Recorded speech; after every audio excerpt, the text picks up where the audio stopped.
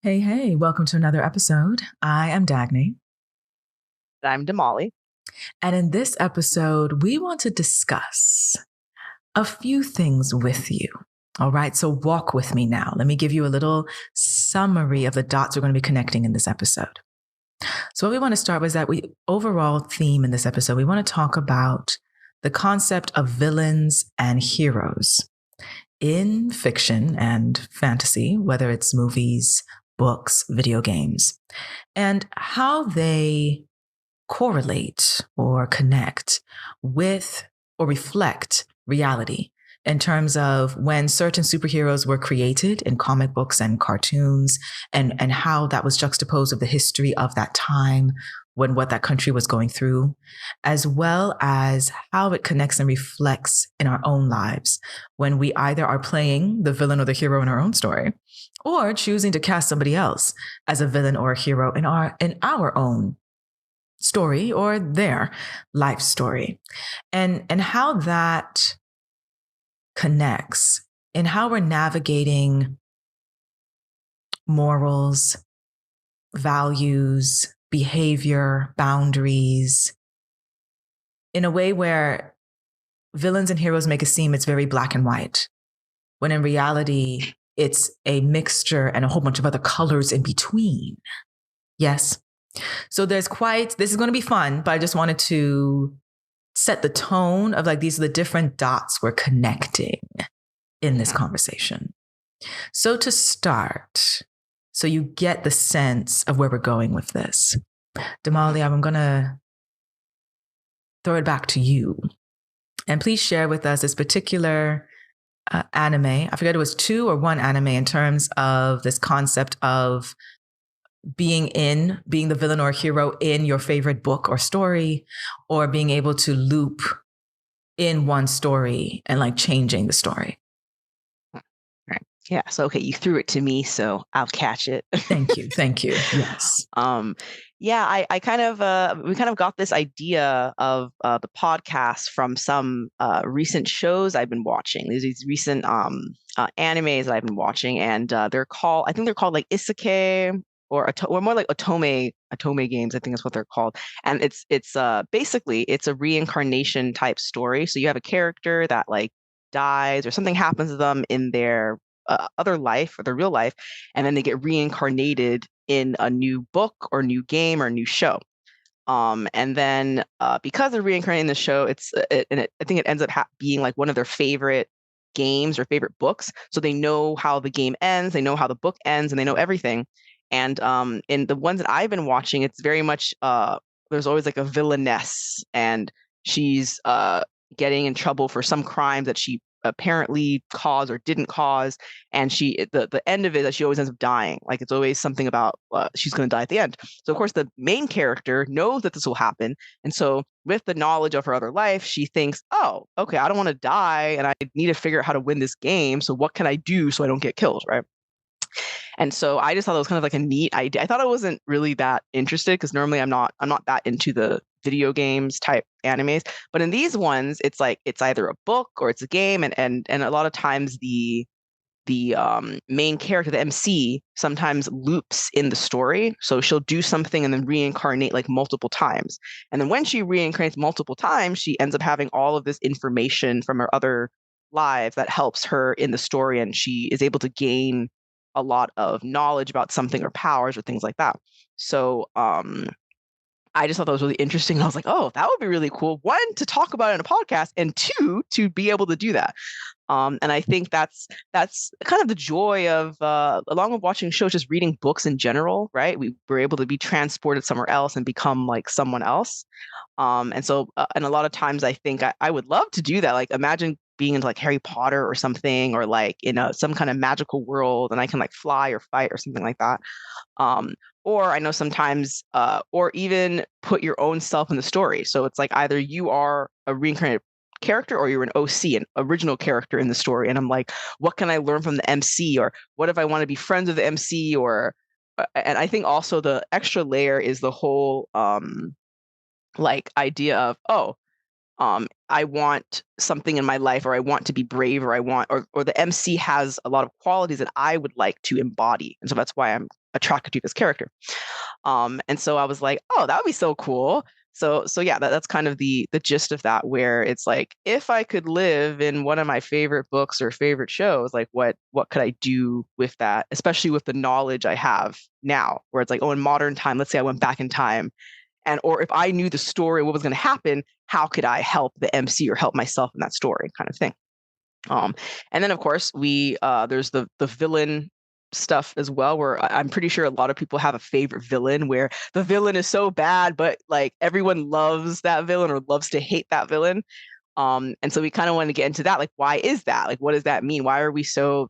And everyone, I'm sure everyone's heard this going around a lot, the villain era. Everyone's in their villain era, no hero era, apparently just villain era.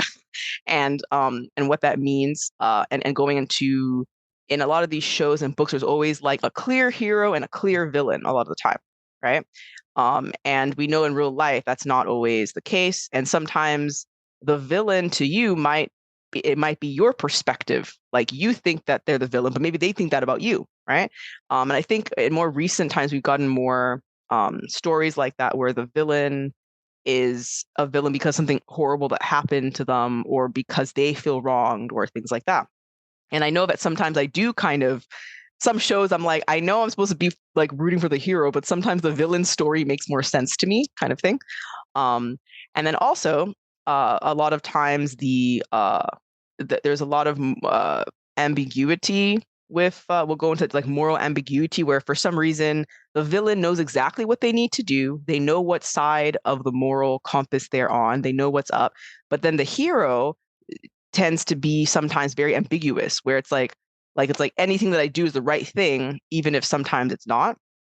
And then that also further like ties into what Dagny had mentioned about superheroes, which also, I mean, of course, I'm sure everyone at one point in their lives have wanted to be a superhero. Like, why wouldn't you want to have powers or fly or be able to levitate or do things to make your world better or the world a better place?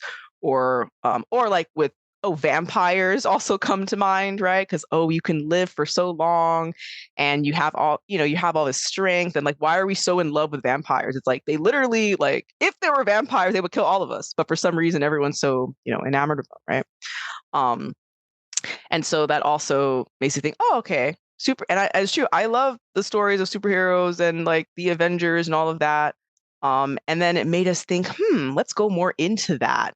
Why were superheroes created? What's the reason for those superheroes? So that's kind of to start up with what made me want to discuss the reincarnation story. Okay, and then Dagny, what about you?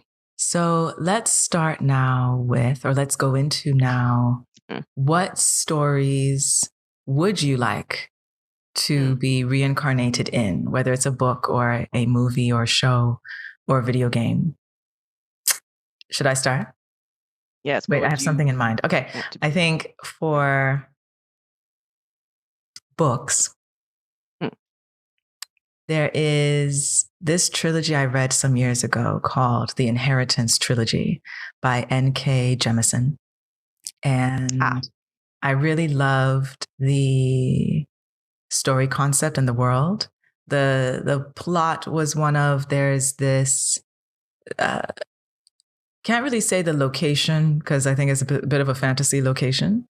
And the authority, there's kind of like a monarch type deal in this land. And in their castle, which of course like floats in the air above everybody else, the population is a mixture of humans and gods. And the gods, you have some who are like half human, half god people, who their powers, of course, are a bit on the lower end of the spectrum compared to people who are pure gods. And they're the highest order of gods. There's like 3, as in almost, I guess, representing a trinity of kind of thing. And that's who the royals in the castle during this time in the story, they were kind of enslaved to do what the royals wanted them to do, which is not what the gods initially planned for when they created all of this. So the trilogy is fascinating because, gods are immortal. So the story continues where the human characters will come in and out of the story because some of them will like die off or be killed, while the same three gods are having to navigate this world, trying to still like save what they had created because certain entities had like disrupted what they had created. So it was like for a long time until reading that, for a long time, I had not come across a fiction that really like enticed my imagination. I really loved the concept. I really loved, of course, there were all these like different turns happening in the story that you think the character's one thing or not. So I think I would love to actually be in that story. I think I would like to be, because here's the thing. On the one hand, I would like to be one of the gods, but I feel like I would be the villain because I'll be like, all of y'all are disrespecting my people. So no. But then there wouldn't be a story because, the gods were not allowed to do that for most of the story. But I think it would have been fascinating to be included in that, because the concepts of community, the concepts of intimacy and values was an interesting dynamic because you're having to discuss that or even demonstrate that in the differences between what a human or a god would think is okay or would want to participate in.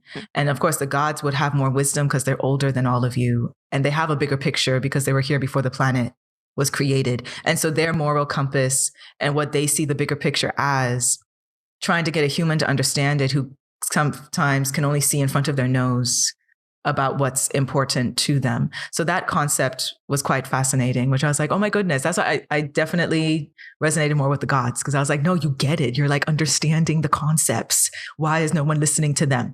So I would take for first, I would say that book. Yeah. Would you want to be one of the characters, like rank as one, or would you want to be like an original character that's like different, like, aside from the characters in the book? Ooh, I think.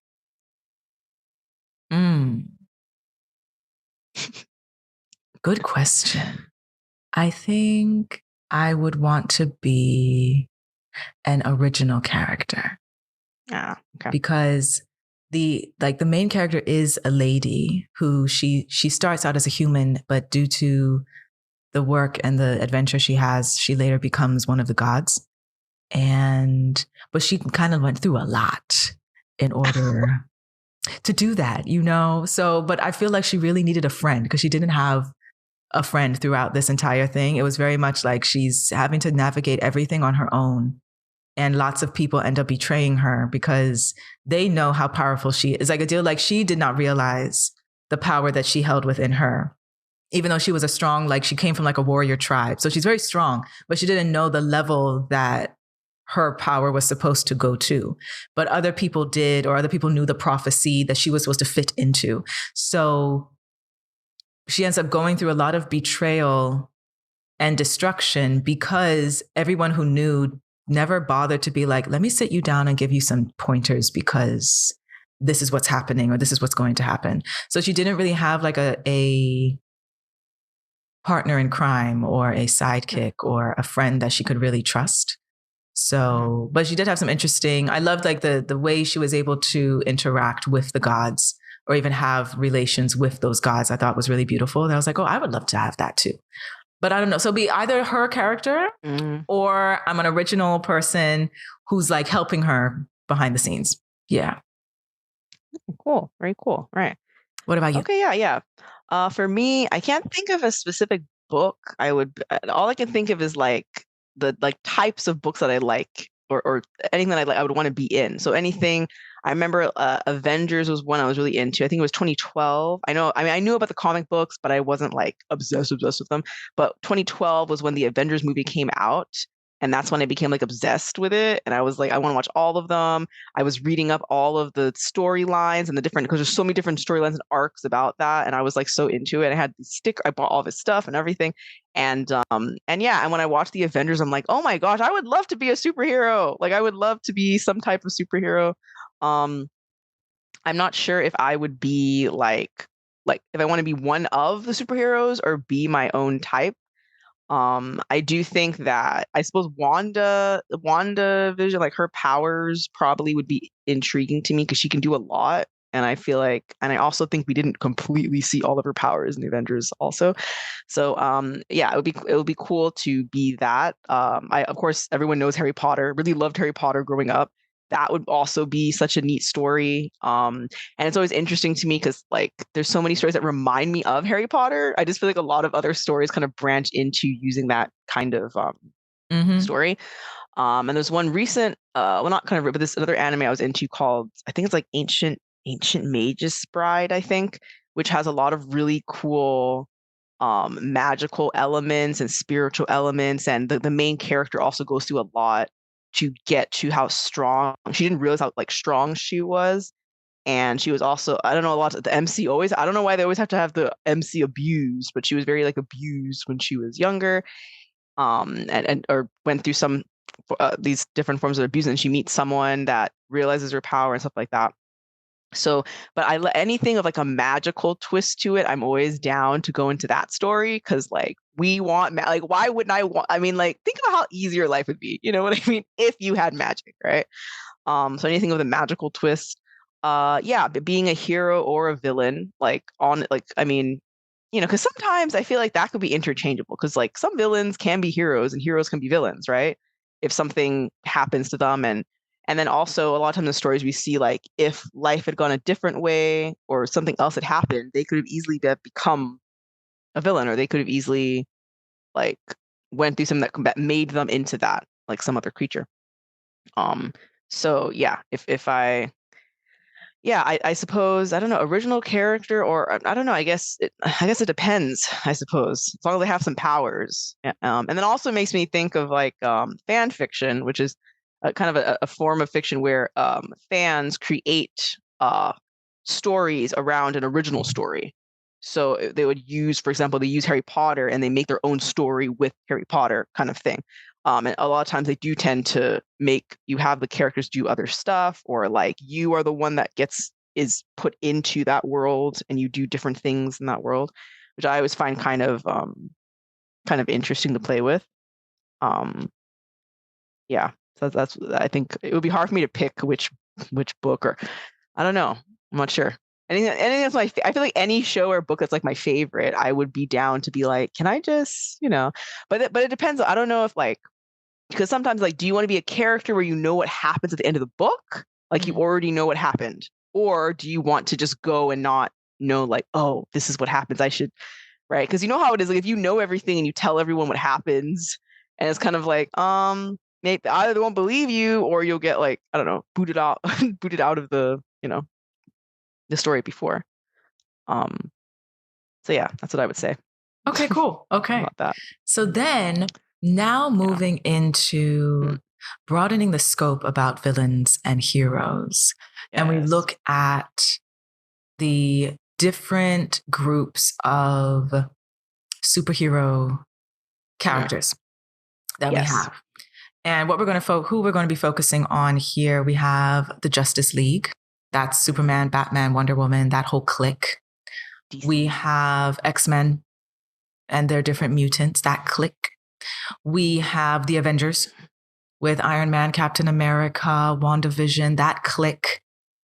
And then we have to incorporate Wakanda in there, even though due to the different labels, the clique has been removed in certain places because Storm is in Wakanda, even though Storm can't be with the Avengers in a movie. But in the comic book, Storm and other characters are from Wakanda and they're chilling with T'Challa and everybody, and Shuri and everybody else. And what we took note of with these different characters is we first looked into what do they reflect in terms of when they were created and what they were supposed to represent at that time. Yes. So we took note that the Justice League, as well as the Avengers when it comes to the comics, I forget if it's also this is X-Men, but for those two comes to the comics, we first see those characters coming up through the time of the 1960s, and then also some in the late 1930s. So Justice League spans back to the 1930s, and then the Avengers and characters started popping up in the 1960s. And these are all USA, made in USA characters. So looking at history, the Justice League, Superman, Batman, and all of them, they were created towards the latter end of the Great Depression and the wars that were going on shortly after that in the US. And we take note, at least I took note, that when you look at who those superheroes represented and what kind of villains they were dealing with, they were very individualistic. Like Superman is going to single-handedly deal with this one villain. Batman is going to single-handedly deal with this one villain, but Robin may pop up every now and then. But it's still Batman running the show. Aquaman also, Wonder Woman also. And then when you look at their types of, and it was also very much they don't ask for help. There is no guidance. There is no taking note of what will be good for everybody. It's just like they themselves are going to save the day because they have decided that they're the hero and that's it. Mm-hmm. And then when you look at the types of villains that were in their worlds, mostly, well, for Batman, it's in Gotham because that's where he lives. But the types of villains they would deal with, to me, they always seem to represent like the war on drugs or the war on gangs or the war on the mafia. Like what was like, why did the Penguin need to be the Penguin or the Joker or the Riddler, or Harley Quinn or Poison Ivy? Like all of them were people who they're not necessarily trying to take over the world. Their plan was just like, they just want to be naughty. Like they just want to just, they just want to steal from the bank because why not? Tomfoolery. Yeah, basically, like we just want to be gallivanting around and that's it. And then like Batman needs to come and like put you back somewhere. But there was kind of, it's funny to see in hindsight, but like the cat and mouse chasing basically is what like Batman was like a bigger version of Tom and Jerry in terms of the type of chasing around and petty, misbehaving, I would say, that would be happening. And or just like for Gotham, there's always like just this underground black market crime happening that technically the city continues functioning with or without it. Like it doesn't necessarily stop the city from functioning, but this is all we're going to focus on. Well, when you juxtapose that to fast forward to the Avengers, where I feel like in the comics, they still were doing some of that with their villains because they started back in the 60s. But now it's not individualistic because they need to be a team. And they're more aligned with the government. Well, even though the Justice League, I mean, since the word justice is in there, you would presume the government is allowing them to be, exist. But the Avengers seem to be more of like, y'all are an extension of the US military. Like you are doing the bidding for what the State Department said we need you to do for our country and maybe the planet, but still very much the US country is what you are representing. Especially since you got like Captain America on your team. Like who else is he supposed to be representing? Who else is he fighting for?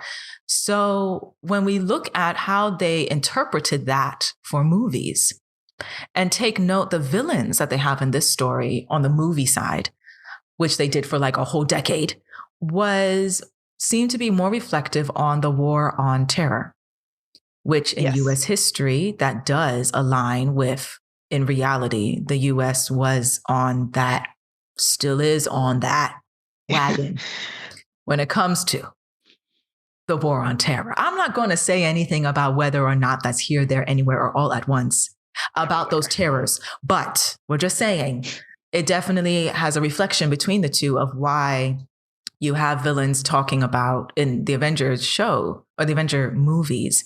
These are villains who claim they're going to take over the whole planet. They want to remove the population. They want to like completely just take over everyone and everything because they know better, or they want to put in a different ideology because they're all robots or aliens or something like that. So that notion of like, we're being attacked by a foreign terror, so we must have the Avengers to come and save the day, which is very different from what the Justice League was dealing with, right? Yes. And then the last part in terms of juxtapositions that we are doing during this dissertations is the X-Men world clique, who have more of a, I think, reflection on the war on ourselves or the war on the marginalized, where you have mutants most of the time in their comics and in their movies. The villain is themselves. Like they're just defending themselves from humans causing them a problem. Right. So it's not like there's an alien who came out of nowhere to cause a problem like in the Avengers.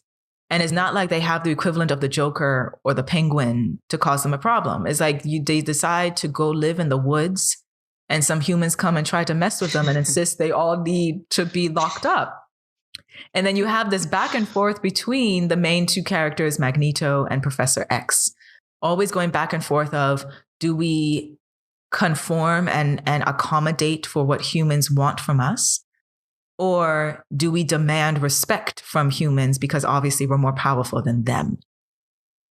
Which we don't need to go too much into it in this conversation, but I'm sure if you are into X-Men, you also know the different comparisons people have made trying to make it seem like, okay, it's about the marginalized. Maybe it's the mutants represent the queer community, or the mutants will represent any demographic that is oppressed or marginalized in the country, or the idea that that Magneto is a representation of Malcolm X and Professor X is a representation of Martin Luther King Jr., which again, I give a little bit of a side eye because making it seem like Dr. King was completely passive about everything, like Professor X is kind of disrespectful to the legacy of Dr. King Jr. I'm just saying, you know, and then making it seem like Malcolm X was all about like, cut it, just blow him up. And it's like, no, that wasn't his vibe either. No.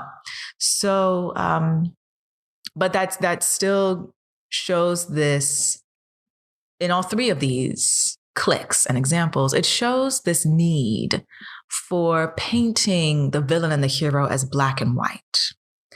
And no for pun painting, intended. There you go. And because how many black heroes were in this that I noted? None, unless you bring T'Challa at the very end. But I digress. So what does that do for us as a consumer when it comes to, one, propaganda? Because unfortunately, a lot of entertainment is propaganda, regardless if it was made in the USA or somewhere else. And how does that influence how we view heroes and villains in our own lives, or how we even view ourselves as the hero or the villain sort of thing? So when it comes to propaganda, let's take that point first, and then we'll take it to our individual lives. So first, I'll take note of propaganda, then pass it back on to you. When it comes to propaganda, like I noted, there is a lot in these comic books anyway, made in the US. There is a very historical and obvious sometimes link between the US military and State Department and these comic books. And among all entertainment, I'm not sure if any other country does this, where the US has a lot of entertainment that glorifies its military, glorifies its wars, glorifies its police department, really glorifies its sense of being able to defend itself and being able to kill very efficiently. We have a lot of entertainment that plays into that.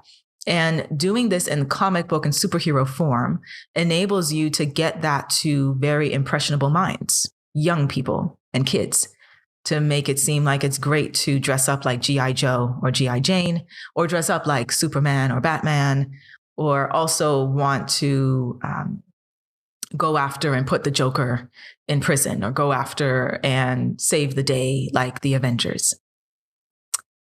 And the way I see it anyway, and you listening, you might have another perspective on this. So let me know if this resonates with you, all right? It's not in stone, but I just take note that utilizing so much resources to create that on purpose is not by accident.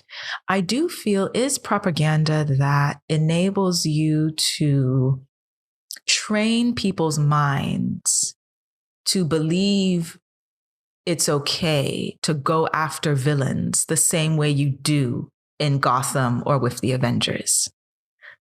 So because it's connected to the US military, if in these comics and these movies, going after the villain, we don't even ask questions about why the villain even became the villain.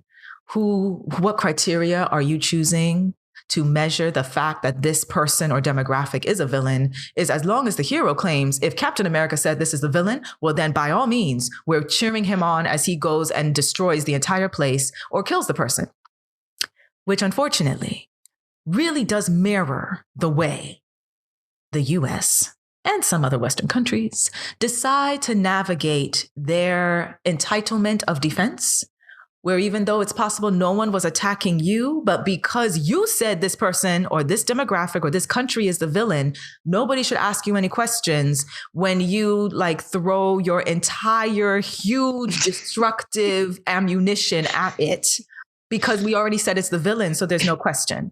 Similar to how you never question Batman when he insists that's the villain. You never question Superman or Captain America or, okay, Iron Man was there was a little pushback on Iron Man, but still not enough because he was still able to do what he needed to do. He literally produced and manufactured weapons. Okay, like we have a superhero. We created a superhero that manufactures weapons that completely mirrors and correlates. Do you see? Walk with me now. Do you see how this completely connects with the U.S. being also one of the biggest manufacturers of weapons in the world, and how we're using it? All right, that's neither here, there, anywhere, all at once, but it is everywhere. Okay, so if you're picking up what I'm dropping, if you're picking it up, okay, I don't need to say anything else. But we that is something to take note of, with how that influences how we view villains and heroes, and how we view how they need to be treated or what consequences should be put in place. And I do think it should enable us to question who chooses who's the hero and who's the villain, or who chooses who's entitled to claim they are the hero or they are the villain in that regard. So I'm going to throw that back to you, and then we can get into how we see it in our individual lives. But in terms of the bigger picture of connecting that, go ahead. Right. Yeah. Yeah. I like what you said about entitlement of defense. It's like dun, dun, dun. It's like, what's that saying? Like, shoot first, ask questions later. That kind of comes into my mind. Because it's true. Like, we're always like cheering for the hero and like, oh yeah, what they're doing is good. And we're like, wait a minute. Is it? Is it really? And obviously there's no way not to see the parallels of America, the way America deals with stuff versus how the superheroes deal with stuff. And at least in there are sometimes when we do get that questioning of what is right and what's wrong, right? And it makes me think of I think it was like I don't know if it's the same movie, but I know, and the Ultron one. I forgot it was the third movie or fourth movie where spoiler alert if you haven't watched it. It's been a minute, so if you need a spoiler alert about the Avengers, I can't help you. But yeah, basically Ultron kind of just comes out and he's like, y'all are making a mess everywhere. You say you're the heroes, but are you really making the world better? Right. And then there's this conflict between the superheroes, right? Where the Avengers, Iron Man is always Iron Man versus Captain America, because they have a very different view of how they deal with justice. And they have like, I think it was like one of them is justice justifies the mean, or the mean justify the ends, or the ends justify one of those things. So they're opposite of that. So it's no surprise that they end up like fighting each other almost to like the death, you know what I mean? Because it's kind of, and then also there's that whole thing about revenge that comes up, and there's a scene, I think it's with the whole thing with Captain America's bestie that was like controlled and stuff. Spoiler alert. And like there's this whole scene with Captain America and Iron Man and Black Panther, and you see how they all react to this. First reacting to revenge, and then also it makes you think of like when we choose villains, right? Because on one hand, Captain America's friend is supposed to be like the villain. And I thought that Captain America always fights against the villain. And then you find out Captain America's like, no, he's not the villain. He's my bestie. And it's like, how does that? And he's like, he's controlled. I understand that. But there's a little bit of moral ambiguity, as we had brought up earlier, where I thought the hero was supposed to do the right thing. and then you have other heroes having to fight against one other hero that's supposed to work for them, right? And this kind of like pushback. And then there's this whole thing with the government where in Avengers, where they write this whole like contract and like whether sign or no sign or something like that. And then they go into like, whenever you destroy a place and people die, like, what did you really help? Did you like, do you have to blow up everything, you know? And then, yeah, because when you think about, and it looks cool, we see on the screen, like, oh my goodness, like, look at all these bombs, explosions, bum, bum, bum. Like, Michael Bay comes to mind because I know he always likes, right? But yeah, all the explosions looks really cool. But then we're kind of like, if you lived there, you know what I mean? And the heroes were there and they destroyed your whole city, how would you feel? You know? And so there's this whole thing about like, and that's a real life thing too, where like you're destroying all this, but like and we know, right? And I mean, we don't have to go into specifics, but we kind of know what's happening today too, where that's a problem too. Where like, who is the villain? Who is the good guy? One side says this and one side says the other. So like, what does that mean? And so if you're poking into the Avengers, there's a lot of that where it's like, I don't know if Iron Man is right. I don't know if, it's true. Iron Man, like, didn't he make, it's like you made bombs, like you literally made weapons, and then we're surprised why you get pushback from that because you don't know where the weapon is going. And then and then fast forward to other shows and movies, and Iron Man's like, what? This one person died. This one person died. We need to, and all this stuff. And I'm like, but you weren't really worrying about that when you were making the weapons. What did you think they were using the weapons for? So it's this kind of like interesting view of like who is helping who, right? And then and also you have like that where they can't what was it? I think in the Avengers also they had to do something to make the Avengers work together. Like they had to like, oh, let's pretend to kill off this, which again shows what are they being controlled by? The government, right? Because the government wants a certain thing, right? And we know how kind of sneaky Nick Fury is like in the shows where it's like, I don't really know what side you're on, but and yeah, so there's this kind of interesting like parallels there. And then of course it's no like surprise that these characters were made in the 1930s, like we know what was happening during then, right? Wars and all this stuff. So and then you would think that, and then it's funny how superheroes we don't get like tired of them. Do you know what I mean? Like they're always like relevant to the times that we're in, right? And then of course we go back, and when you brought up X-Men, it made me think of Wolverine. And I'm like, I feel so bad for like Wolverine just wants to vibe. Like he's so done with all of the shenanigans, and they just keep on coming, but they won't leave him alone. And they're like, oh, we want to control you again. And he's like, can I just no, I can't just leave. Okay. And then again, yeah, with the X-Men too, where you don't really, and then I think X-Men also does a better job of showing that whole moral and that like, because with Magneto, like Magneto's supposed to be the villain, but like with some of the stuff he's saying, I'm like, the dude makes sense though. Exactly. Like everything he's saying, I'm like, why are we Xavier, be quiet? Like, you know what I mean? Like, I'm just like, why are you still talking? Like, yep.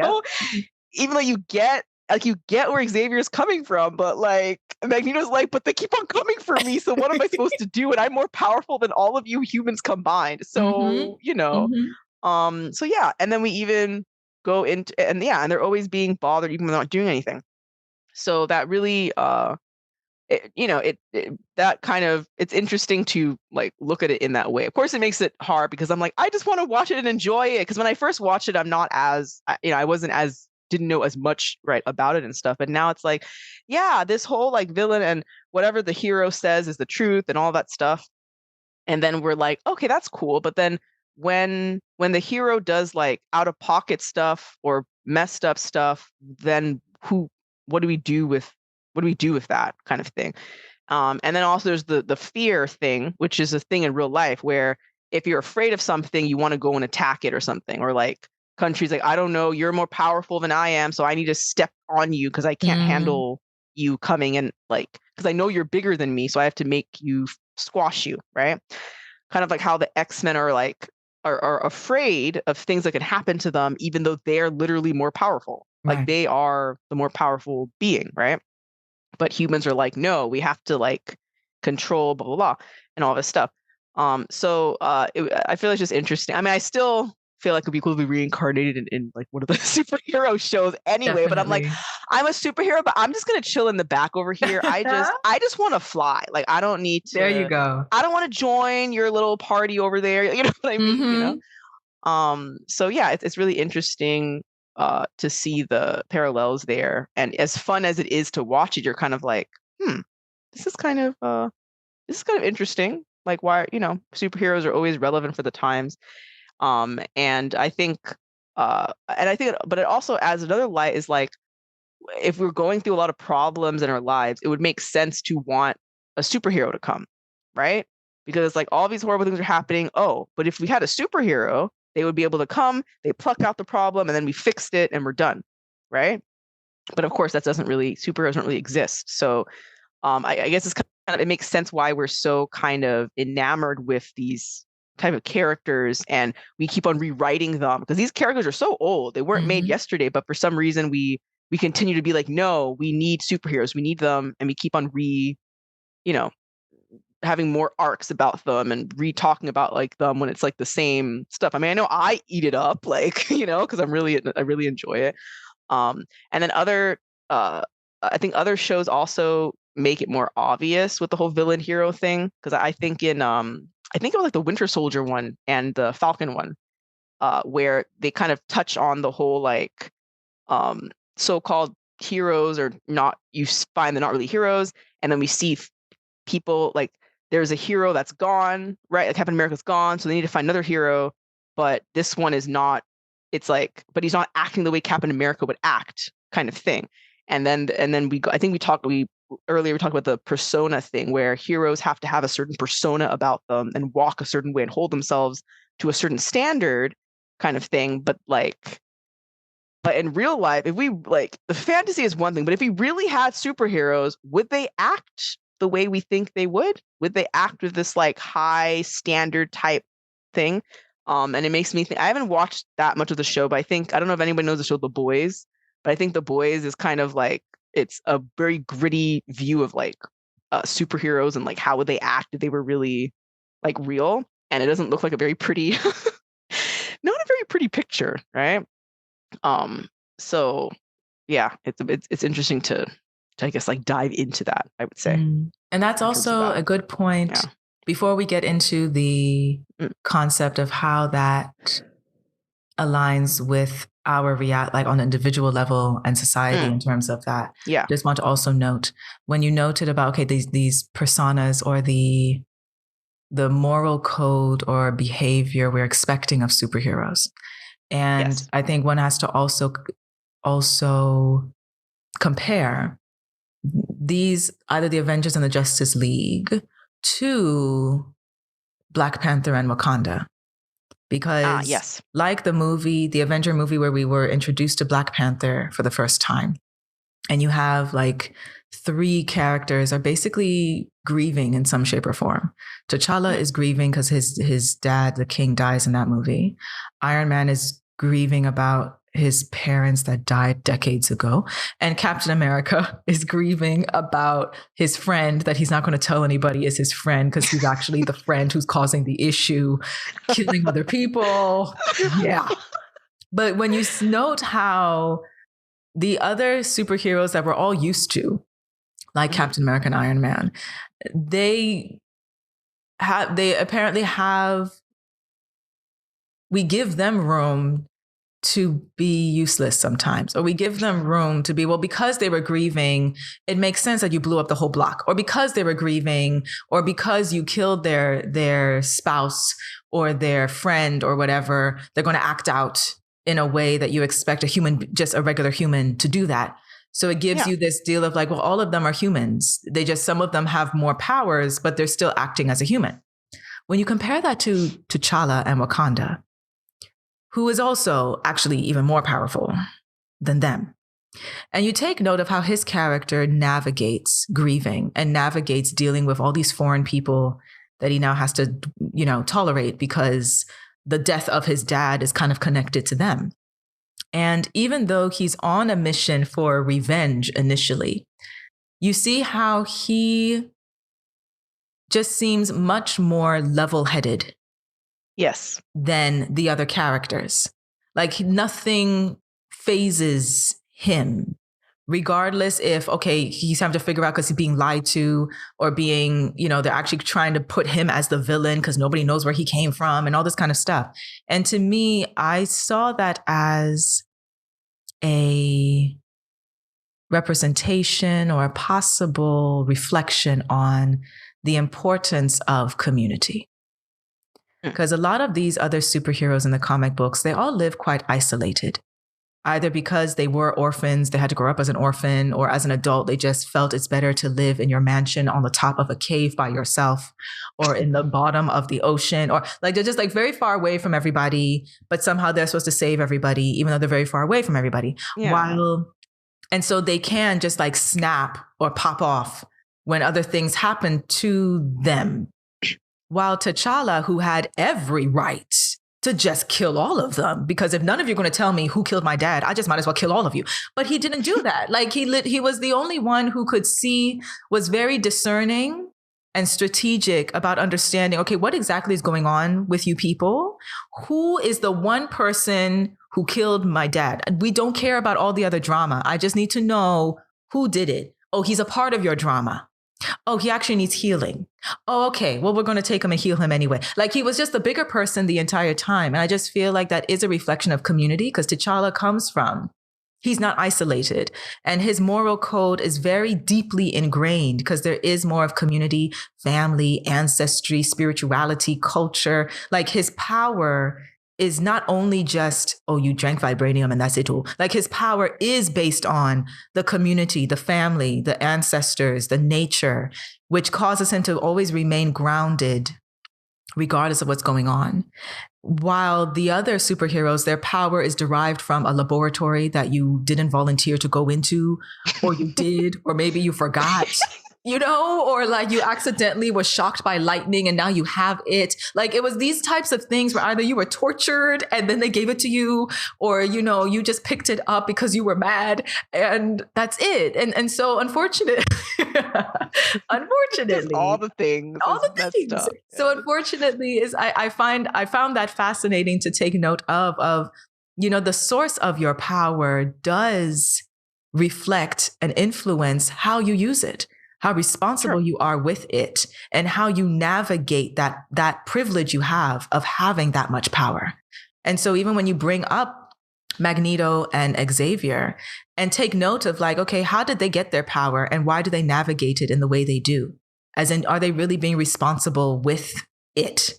And I know for both of them, it's like, well, technically you were born with it. So it's a lot of the power is, well, this is a part of me and you're discriminating against me because it's a part of me. So there's a lot of emotion. For X-Men, it's like the mutants, their power is very emotional because it's like, I'm defending myself.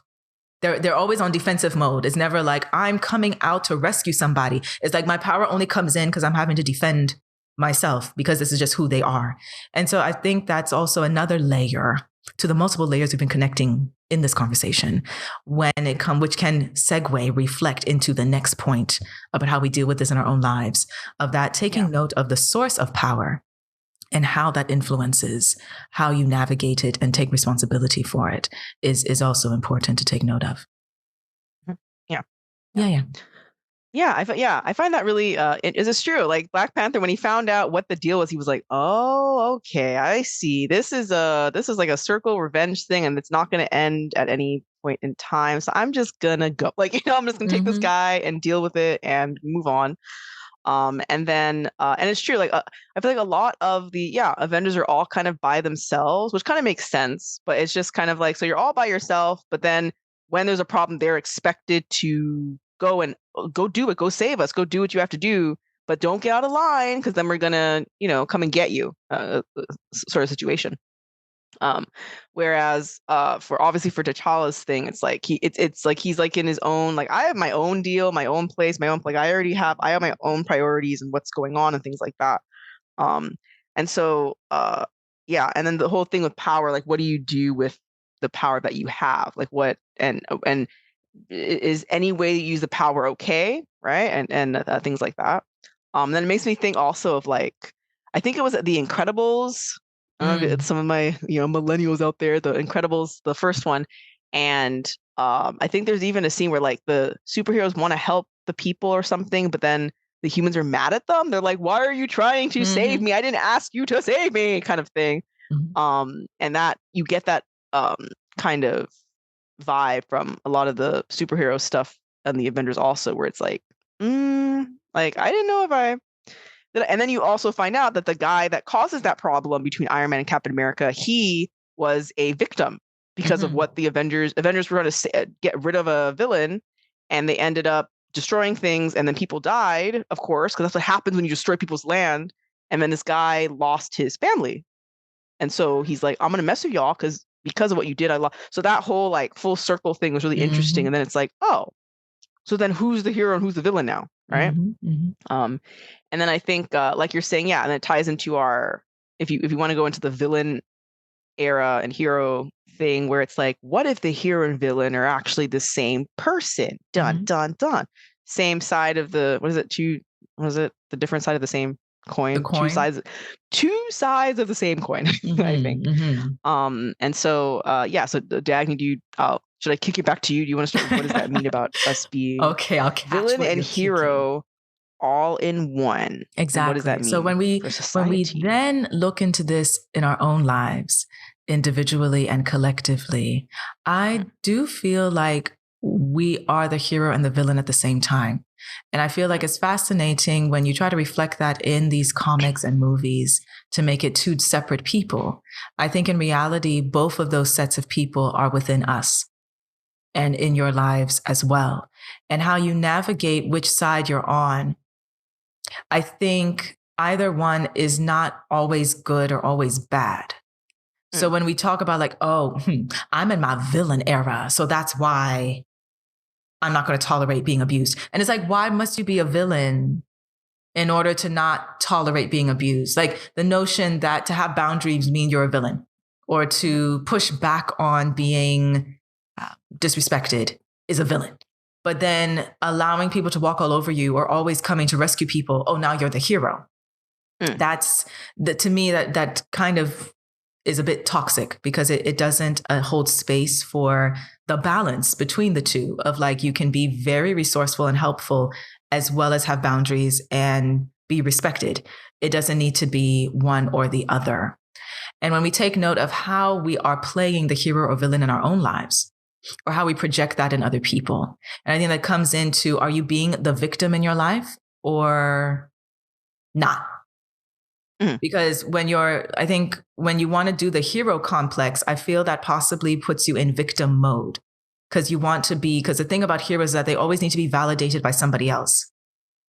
They're not going to come and say, I'm the hero and I'm just going to chill. No, everyone else needs to ask you to be the hero. Everyone needs to tell you to be the hero. Everyone needs to praise you. While the villain, I know what I'm about. I know what I want. Yeah. Y'all don't need to tell me nothing. I'm just here in my lair under the ground. You didn't tell me nothing. Like the villain, the villain never has an identity crisis. They know what's up. I know exactly who I am. I said what I said because I am Mojo Jojo. Like there's no not Mojo Jojo. We got to bring them in there. We got to bring them in. Yeah. So I think that victimizing yourself in your own story is where the extreme of being the hero in your story comes in, because then that means you're seeking outside approval, seeking outside validation, seeking outside permission to just exist or be. And the notion that if you decide to actually just focus on you and what you want, that means others see that as selfish. So now you're the villain because you just focus on getting mines, or just focused on, well, this was work for me. I mean, if that doesn't work for you, okay, that's your problem, And so I think like there are extremes, because the extreme of the villain can be on a harmful, selfish way of being like having no consideration for anybody else about your behavior or your actions or your decisions. Like basically like, I'm just going to bulldoze. If you're on the way, too bad. That's not what we're condoning either. Right. So I feel like there should be a balance between the two, and understand that both the hero and the villain within you can coexist. I think the issues come in when you either are trying to suppress one for the other or guilt trip one over the other. for the sake of someone else's approval or society's approval. Then when we take that outside of ourselves, you got to take note for yourself. Are there people in your life that you are casting as the villain or hero? And I think both of those are also a problem. If you're casting other people as a villain in your life, that means you again are trying to be the victim in your story. And then if you're casting other people as a hero in your life, then you're again like kind of being codependent because you need them to rescue you, or you're looking to them to solve everything for you. And then there's no problem being the damsel in distress. That's fine. But like that's kind of again still giving your power away. Because it's to me, it looks like a bit of a projection, because I'm not sure if the person signed up for that. Did they sign up to be the villain in your story? Did they sign up to be the hero in your story? I'm pretty sure they got their own hero villain dynamic going on within themselves. They're trying to figure out. So how does that? So in both ways, you're not getting what you need because you are projecting and not balancing. So I feel like when we take these concepts of the hero and the villain and what we're doing with our power and how we respect or navigate other people's power, I think we need to make sure we understand the concept of holding space to have a balance, to be really grounded in your own power. So I will take note of like the example of the way T'Challa's power is illustrated, I think is an example of that is something to aspire to, when your power is so grounded in things that will always be there, like nature will always be there. Your spirituality, your ancestors, your community should hopefully be there. So there's such an innate, really deep grounded source of that power that really no one can take away from you, regardless if you're alive or dead. And then that helps to be more responsible, where it's not about claiming you're better than anybody else, but you really have a better understanding of like, oh, I know what I'm capable of, or I know the source of my power is something that nobody can take away from me, compared to looking at sources of power that is just materialism or outside approval, or because you come from a certain country, or because you have certain looks, or because you have a certain title. And so your source of power is technically something that other people could control, like how the Avengers are controlled, or how the Justice League was controlled, or even how X-Men are controlled through fear. As in, like the authority will utilize fear or threats or something because your source of power is something they can take away from you. And so when we look at how the hero and villain within ourselves and with others are, when you view the source of power in that way, I feel it's actually easier to see who really is powerful and who is just bluffing. The unfortunate thing, though, is a lot of the bluffing still can cause destruction. So you can't just take the bluff and don't think they're going to shoot. They will still shoot. There's still something in the gun, unfortunately.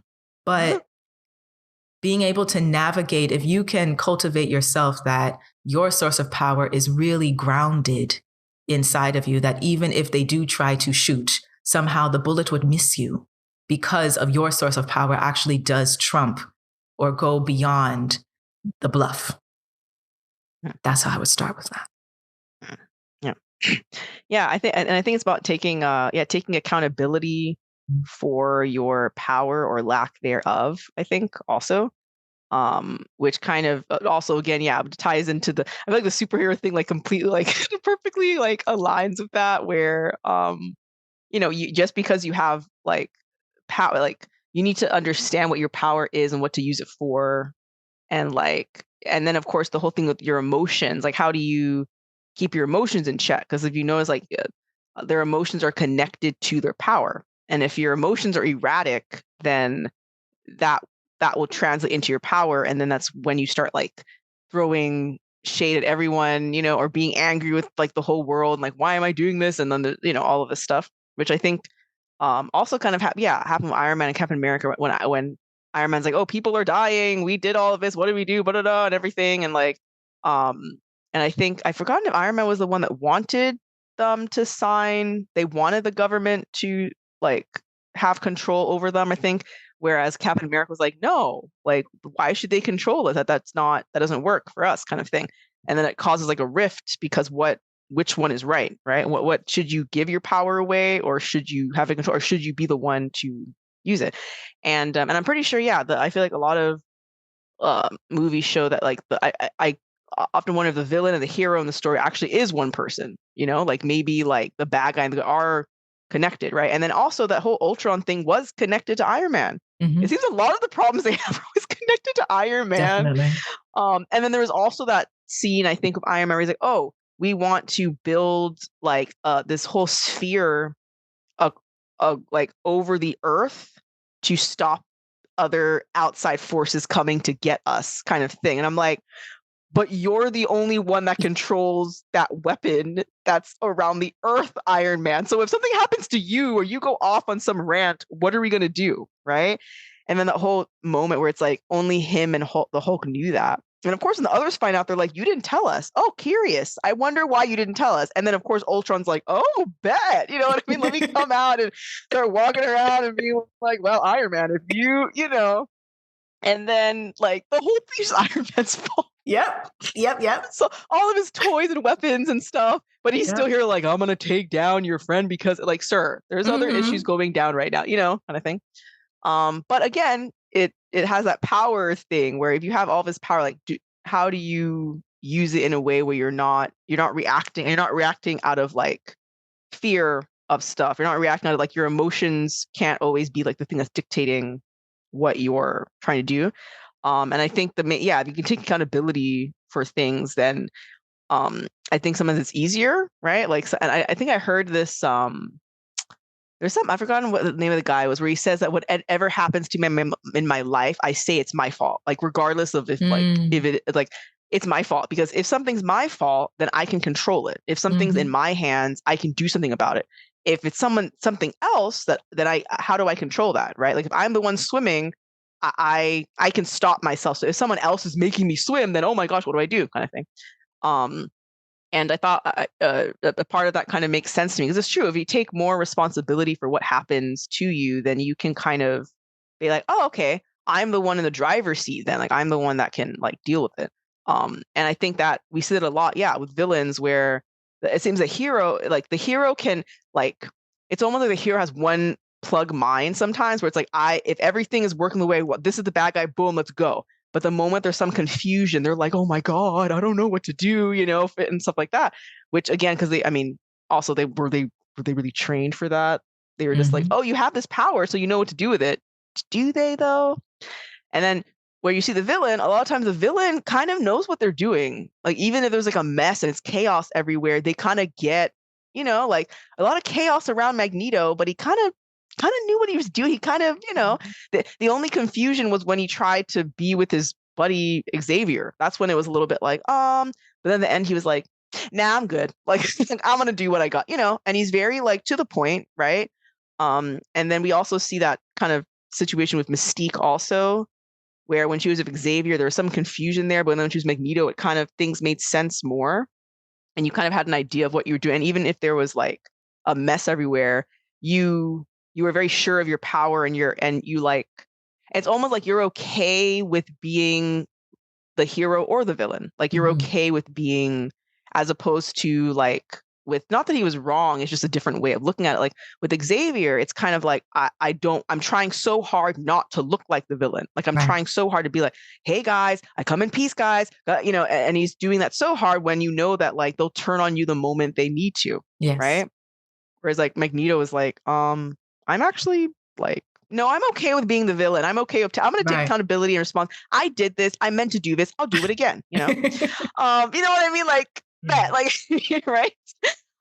So yeah, so that's kind of, I mean, I'd be curious what if you guys have thoughts on that, let us know, because there are very many perspectives on this, I think, and we can go in like different ways. But sometimes it's not surprising, I think, that we sometimes like, oh, the villain, oh, okay. And I feel like it changes with life too. I feel like when I was younger, there was more of this, oh, yay, hero, fight the villain, But as you get older, you're like, wait a minute, maybe the villain was right all along, like, and it turns around and it turns out the hero is actually the bad guy now.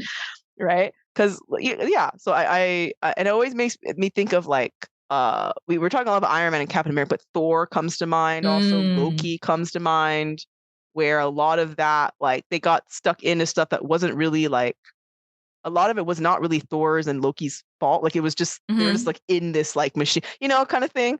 And Thor went through it. Like, I mean, talk about other characters, but Thor was just like, yeah, I'm just gonna sit here and be like, what? He just like, he's done, and I don't blame him. Like, he needed a break, right? And then Thor also is one of those characters where he was known as, oh, you're powerful, so of course you're, it's all up to you, and you're arrogant, and you know what to do, of course, because you're the hero, right? And then he gets stripped down, and you have to like reevaluate. Oh, wait, maybe I should have been doing this differently, kind of thing.